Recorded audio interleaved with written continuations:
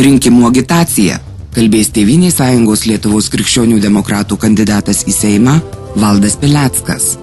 Manau, kad Lietuva turi būti stipri ir klestinti ES narė.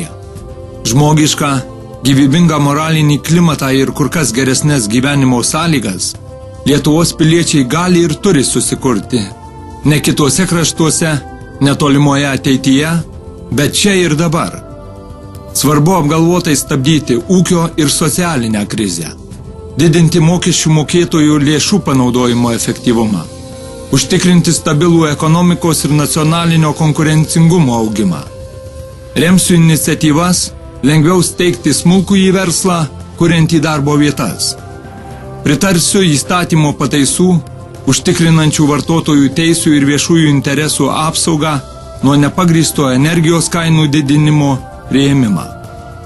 Skatinsiu ekonominių, finansinių, socialinių priemonių įstatymus šeimos institucijai stiprinti.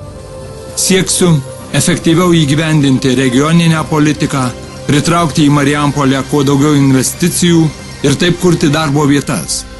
Bendradarbiausiu su savivaldybės taryba ir administracijos darbuotojais. Rinkiminė agitacija apmokėta iš savarankiško rinkimų kampanijos dalyvio Valdo Pilecko rinkimų.